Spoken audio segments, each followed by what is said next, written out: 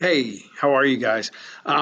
This week's Stroud summary is I want to get into the colonization of North America. So, where's the shift take place? How do we go from Spain being the dominant colonial power um, up through the 1500s? Then you see that shift, and what you start to see in the 1600s is more and more um, British colonization, English colonization, which eventually leads to the 13 colonies along the east coast of the current United States of America, which then transitions into and becomes the United States of America. So I want you to see that shift. And it comes from, part of it comes from one of the biggest shifts in American history, one of those singular events that take place that happen from time to time in history.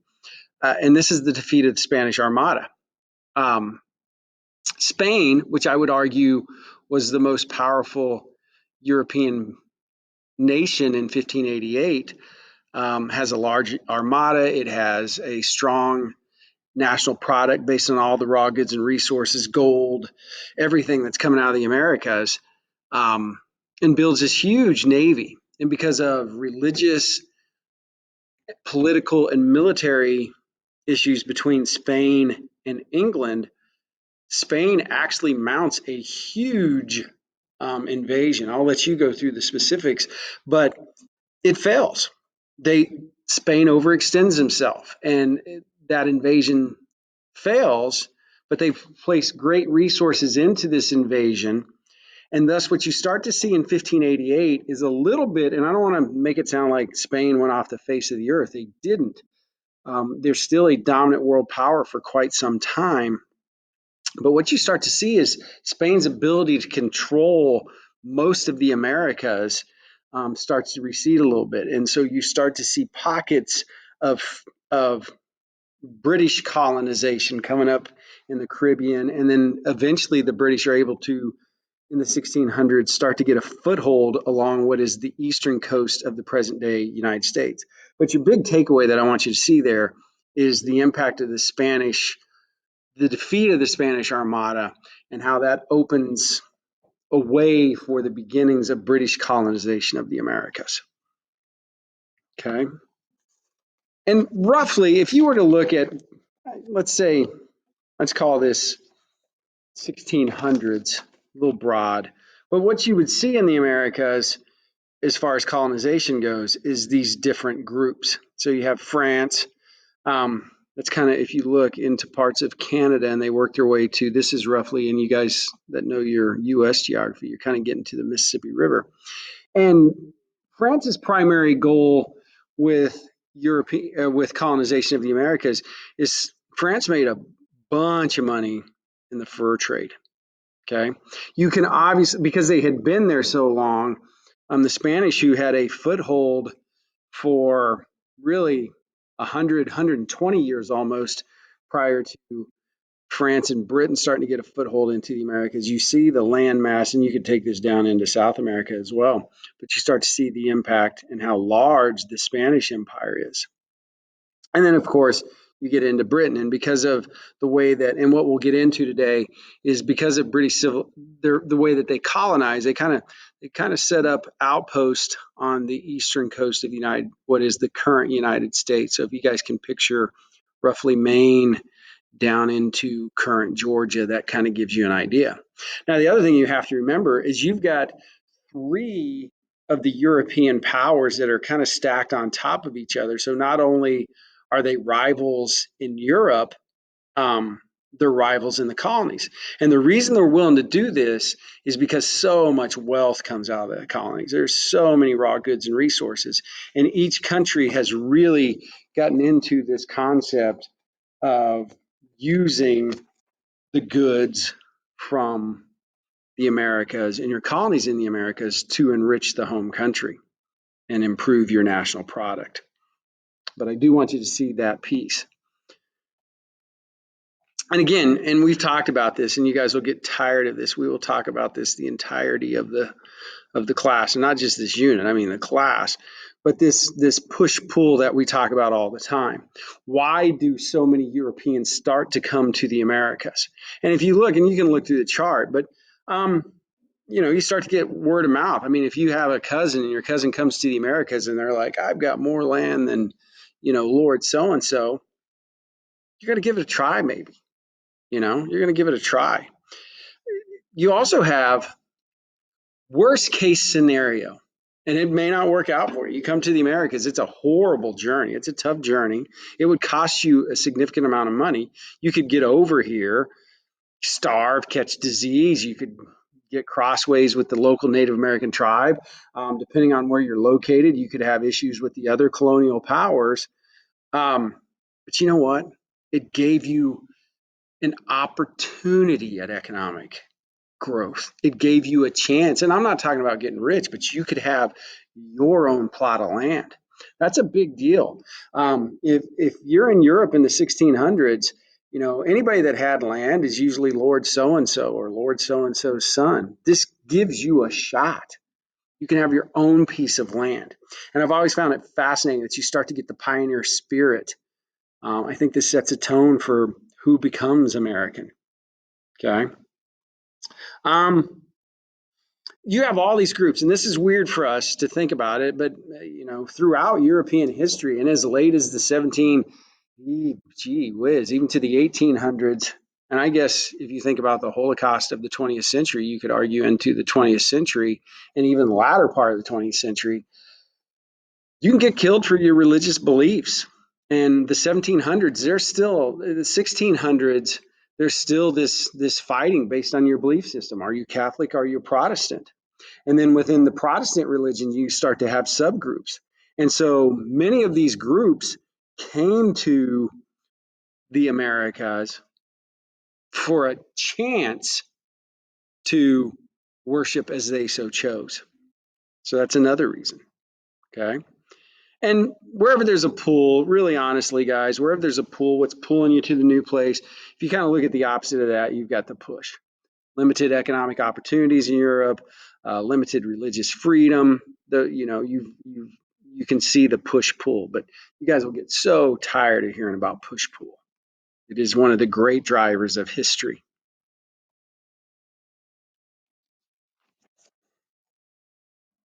And what I want you to see is starting in 1610 to 1660, and these numbers might not be huge to us based on today's standard, but I mean, look at the large numbers in a 50-year period. And I know under 200,000 people, that doesn't seem like a large amount, but you know, they're starting to settle in the Americas. And most of these settlers are young.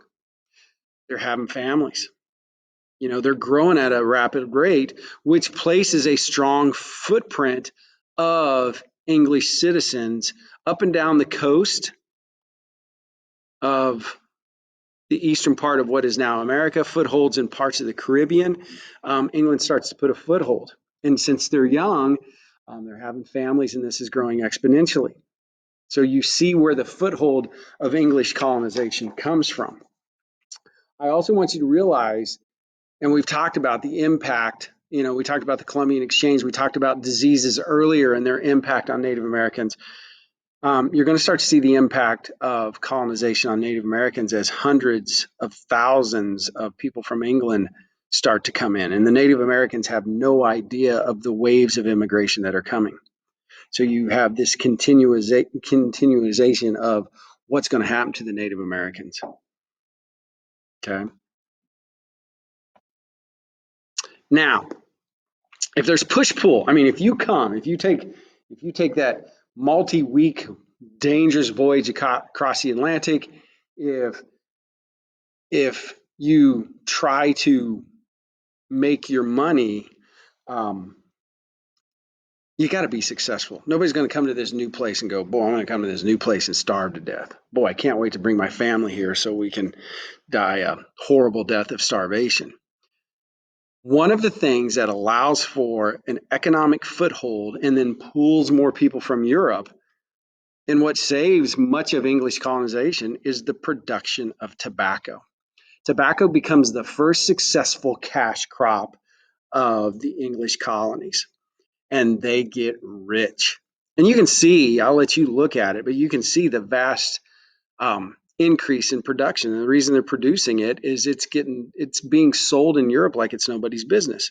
And so more and more people start to come for an opportunity to sell this cash crop. By the way, when you hear the term cash crop, we're not talking about a crop that you grow to eat or that you're using in a subsistence format. When you hear cash crop, that is a crop of some sort that can be sold on the world market for a profit. You're growing that crop in large quantities to be sold for a profit. And in what's Virginia, North Carolina, parts of South Carolina, Maryland, tobacco becomes this just cash creator for British colonists.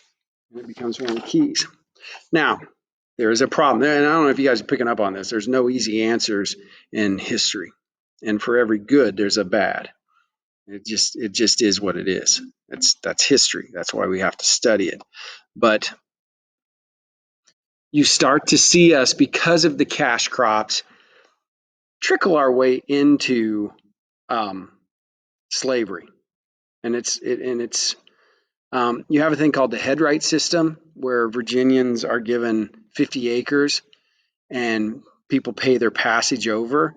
You also start to have what's called an indentured contract, and people will work for 5 to 7 years. Somebody will pay your way over and you work for them for free. And eventually the theory is you learn a trade and then you begin to work in that trade. So there's this indentured servitude that takes place. But you're tied to these people. And it didn't work out very well. But these are all short-term fixes, because England wants to get as many people in America as possible because they want to be able to produce these cash crops in the most profitable format as possible. So they're trying to figure out ways to get people over to the Americas. Sadly, ladies and gentlemen, where there is profit, people will figure out ways to move that profit forward no matter what, which leads us to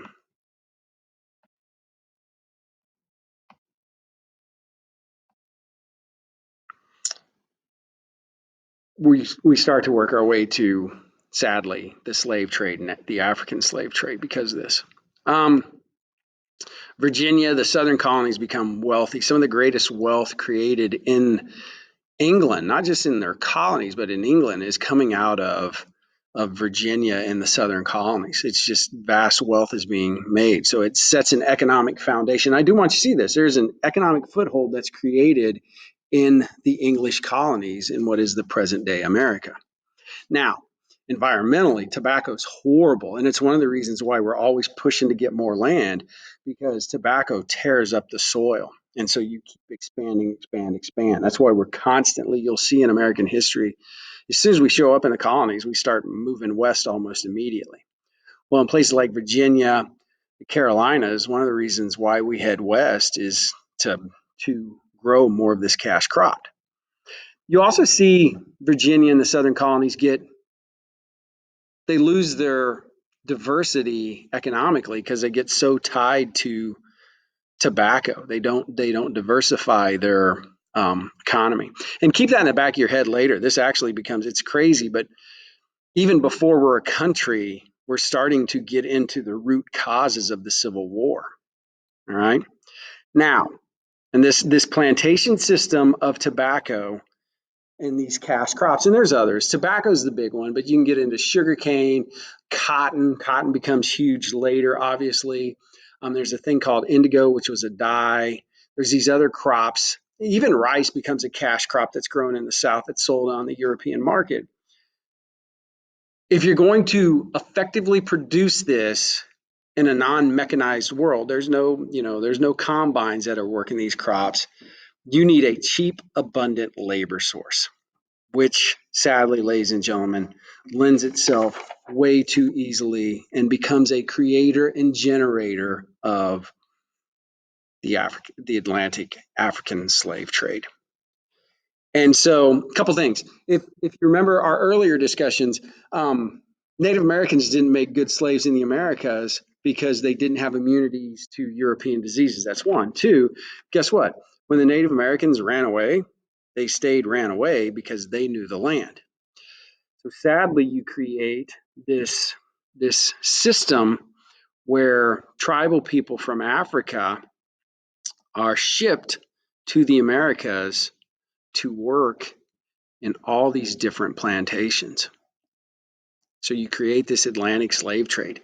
And ladies and gentlemen, in one of the great blights of world history, you create this slave trade that lasts for hundreds of years. The first slave came to what is the current United States of America, but came to Virginia in 1619.